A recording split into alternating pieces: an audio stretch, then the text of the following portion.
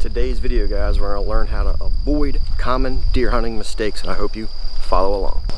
I have deer hunted for over almost 25 years, so a lot of these mistakes I have made and learned from, and I'm going to help you guys avoid them so you can have success in the deer hunting woods. Number one is deer hunting studies. When I was a kid, 12, 13 years old, I used to read these magazine articles and read all these studies, and one person talking about what they have found and things.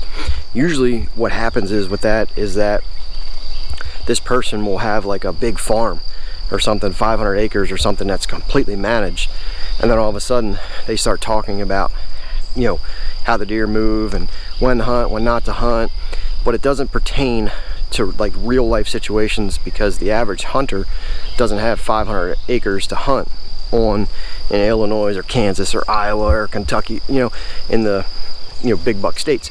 A lot of us are hunting where we might have 20 acres, 30 acres, where all the neighbors are hunting on the property lines, and there's so much human intrusion on the properties, and everybody's shooting all the spikes and 4-pointers and 6-pointers, so you can't see the true potential that your property may have. So you have to avoid. You can read them, you can learn a little bit from them, but don't take it too seriously, because it doesn't really pertain to real life and usually the average hunter. One thing that's definitely hurt me in the past is not investing in warm clothes. I'm 39 years old now, just had a birthday, another year of hunting, and finally the last 2 years I have invested the money in warm clothes to the point where I do not get cold. Everybody's cold tolerance or whatever is going to be different than others, but when I was younger and things, we couldn't really afford warm clothing, so I would just buy whatever Walmart stuff, and I used to freeze, and it ended my hunts very shortly later into the year. And later into the year can be some awesome deer hunting. So if you can, purchase warm clothes that you can afford. Try to layer up, invest in maybe a heated vest. They're pretty cheap on Amazon and such.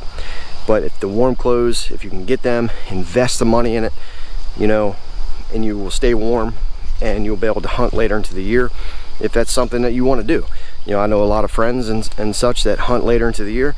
They get cold, they're in there an hour or two after daylight, and they get cold and they head out, when mid-morning and things could be some of the best hunting. Is having bad mentors.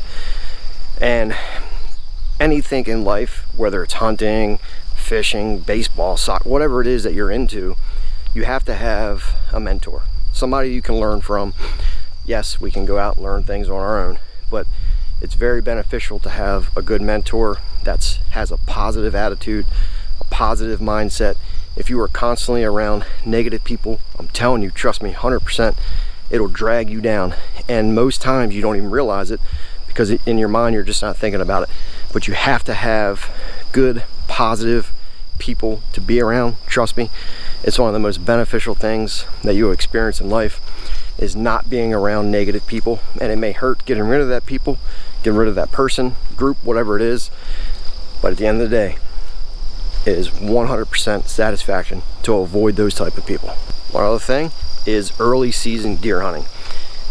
When it's early season here in Maryland, it's September 5th. Back years ago, it used to be the 15th. Usually now it's around the 5th or 7th, something like that. But it's very hot. I was always told, younger growing up, that early season sucked because it's too hot, deer don't move, and that was in my mind set. I would avoid early season. Well, you just wear a t-shirt. It's still hot, you tough it out. Nothing in life is easy, so you tough out the heat and you hunt. Because just because it's hot doesn't mean the deer aren't going to move. Because what do you see all summer long? Deer are moving, they're out in the ag fields, they're out feeding during daylight hours. So early season, September, the season starts there. It's very beneficial to hunt. No pressure, no human intrusion. You can still catch them on early season food sources. And just because it's hot doesn't mean the deer aren't going to move. They move just as normal. It's the human intrusion part, the pressure of humans, that destroy deer hunting. The other thing is, now I will say this, it's each area where you're hunting is going to be different, but it's scent control. I don't think you need to be a fanatic about it, but I would say 100% avoid gadgets, such as like the ozone things and stuff like that. I had those, I've tried them. They smell nasty, used to give me headaches, and it was just an extra thing that I had to carry in the pack.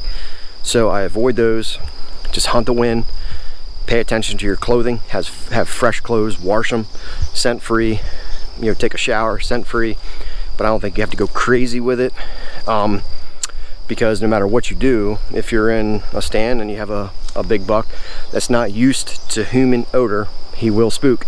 But if you pay attention to your clothing, you know, scent free showers, clean, you know, boots, socks, and have good entry and exit routes to your stand, it's very beneficial. Don't think you need to be a fanatic with it.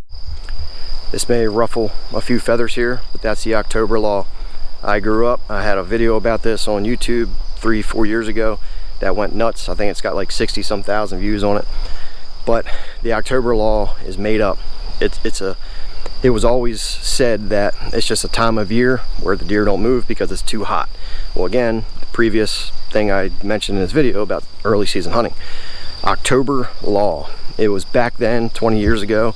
I hunted with a few outfitters and such, and at that time frame, you know, the outfitters and stuff would say, oh, you guys, you know, it's the October law and the deer just aren't moving. It's too hot. Well, I believed it, and that used to be the thing that everybody used to talk about in camp. It was a thing back then to sell moon guides and magazines and articles and such. The October law, what happens is deer season starts. So the pressure's on, deer shift a little bit, food sources are changing. It's just something that's made up and talked about back in the day. I see a lot of mature bucks in October. Now if I'm in an area with a lot of human intrusion, then I don't see them because they go someplace else and somebody else gets to see them. So it's mixed results with people. If you talk to them, they're like, oh, the October law is real. I see that effect on my property. Well, the other 50% is I see no result of the October law. Well, it depends where you're hunting. You know, where's the hunting pressure at? Those 50% of the people might have no hunting pressure around them because they're in an awesome state where they're not backed up to neighbors. The other 50% are hunting in areas where there's neighbors on every single corner. So they're going to see the result of the October law. It's made up, guys, to sell magazines. It is a point where deer may change and you may not see deer. But it's not because the deer just decide it's October and they don't move. It's because of human pressure. They get pushed to other areas. So somebody is seeing deer and you're not. It's not just because it's October and the deer know, you know, it's nothing that happens. It's just naturally occurring because of hunting pressure. My best advice to the younger generation growing up into deer hunting is, you know, yeah, I'm out here making a video right now because it's nice out, but I'm also looking at things. I'm looking at the browse lines, what deer are feeding on, what they're not eating, what time of year it is. But my best advice to you guys, especially the younger guys, because older people, you know, we have a tendency of, it's hard to break bad habits.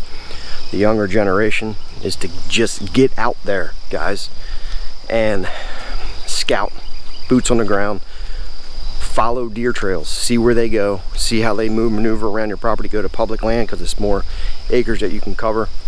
See where the deer trails go from bedding, see where they're feeding, figure out browse in your area, what type of browse they're eating at that time of year.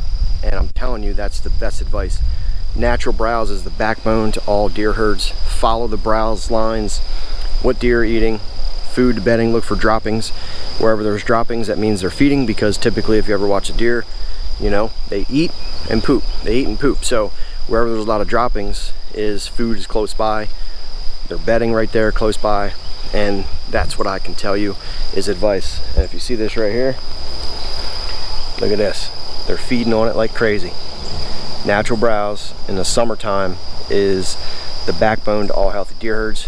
When you get into the later months into winter and the harsh conditions, they transition to woody browse. So if you don't have that on your property, you know, then you got to find it somewhere else on public land. It's a wild deer, guys. They never do the same thing that you think they're going to do. Follow deer trails, boots on the ground, learn on your, you know, through yourself, through scouting. Have a good mentor, get rid of negative people, and I promise you guys, you'll have results. And if you guys want to learn more about deer hunting and habitat improvements on your property, give this video a watch right here. Subscribe if you guys are new.